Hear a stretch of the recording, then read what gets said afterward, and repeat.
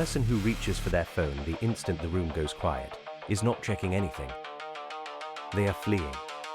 Count the seconds. It is never more than 10. They will tell you they were just seeing if someone texted, just scrolling for a moment, just filling the gap. But the gap was already filled. It was filled with a version of themselves they have spent years learning to avoid, the one that asks, in the silence, whether this is the life they meant to build. And they have built an entire existence around making sure that version never gets to speak. Every notification is a door slammed in its face. Every video is a distraction dressed as a choice. Your mind generates a low hum of discomfort when left without external input, and your hand moves to silence it before the thought can fully form. This is not a habit. It is a conditioned reflex, reinforced thousands of times until the silence itself becomes a trigger. You are thinking this does not apply to you. That thought is the mechanism. So here is the question you will not answer. When were you last alone with your own mind and did not reach for something to make it stop? And what is it exactly that you are so sure it will say? It was never the phone. It was the wanting to not be alone with yourself. And the wanting has no flaw. You are not addicted to the screen. You are addicted to the escape. And the thing you are escaping is still sitting there, in the silence, waiting for you to run out of reasons. It is waiting for you to get tired. This pattern does not begin in adulthood. It begins in the childhood that could not tolerate stillness either.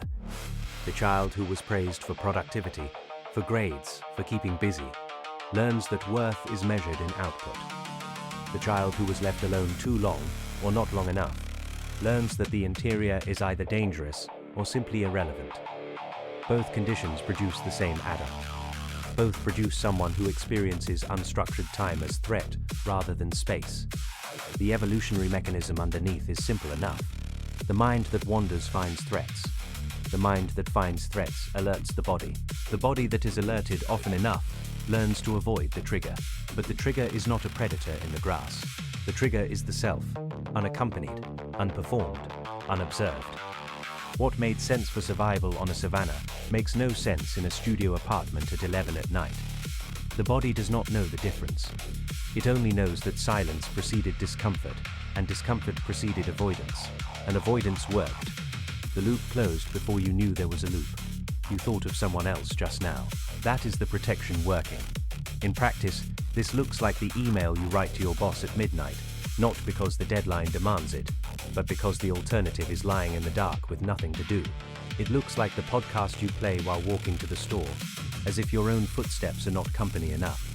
It looks like the relationship you maintain past its natural end, not because you are loved well, but because the empty apartment is a mirror you have not learned to face. The specific shape varies. The mechanism does not. At work, it is the preparation that never becomes action. The presentation you outline 17 times without delivering. The conversation you rehearse with your reflection until the moment has passed, because rehearsing is safer than risking the real response. In relationships, it is the conflict you smooth over before it can reveal what you actually want, because wanting something is the first step toward not getting it, and not getting it requires feeling the wanting. The self-concept version is the most invisible. You believe yourself to be someone who knows what they want. You have simply never tested this belief in conditions where knowing would require action. The stillness would force the test, so the stillness never comes. The intelligent person does not escape this pattern. They dress it differently. They have better language for why they are not doing the thing. The vocabulary of psychology has given them a sophisticated set of reasons to remain exactly where they are. They say they are processing. They say they need more information. They say they are being thoughtful. What they are doing is the same thing anyone else would do. They are not moving. The intelligence is in the service of the stillness. The high achiever has a different mask. Their avoidance wears the face of discipline. They are too busy to reflect. The schedule is too full. The optimization of the self leaves no room for the self to appear. They have mistaken exhaustion for presence. They have mistaken activity for meaning. The person who has read about this pattern, who can name it, is perhaps the most trapped.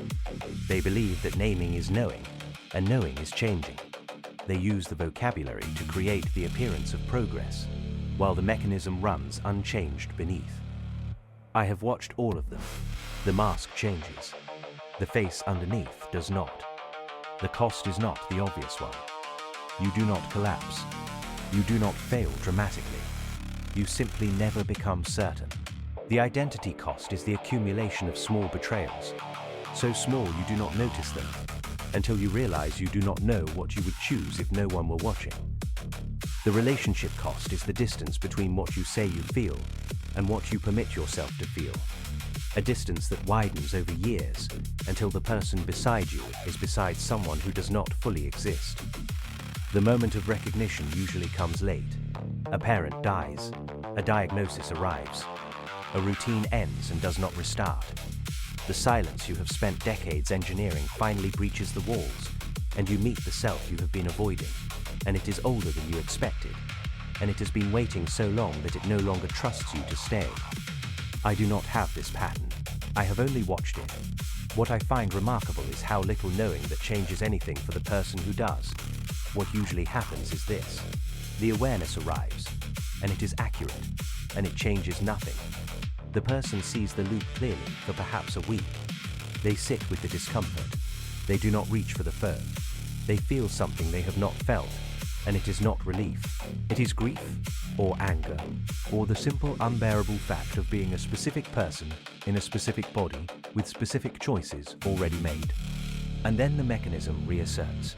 Not because they are weak, because the mechanism was built for protection, and protection does not surrender because it has been observed. The rare exception is not the person who tries hardest. It is the person who reaches a point where the cost of avoidance is finally, actually, higher than the cost of presence. This usually requires something breaking.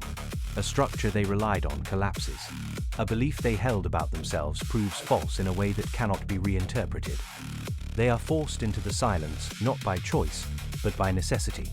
And in that forced space, something shifts. Not dramatically, not permanently, but enough to make the next silence slightly less impossible. And then they must choose it again, and again. The change is not an event. It is a practice that most people abandon because the early stages offer so little reward. The person who reaches for their phone the instant the room goes quiet is not checking anything. They are fleeing. The fleeing has been happening so long that the self being fled from has become a stranger. And strangers, when finally met, do not forgive easily. They ask why you left. They ask what you were so afraid of. They ask what you might have built if you had stayed. And the asking is the answer. And the answer does not comfort. The silence is still there, in every room, in every moment between one input and the next. It does not need you to return. It has never moved. It is waiting for you to run out of reasons. It is waiting for you to get tired.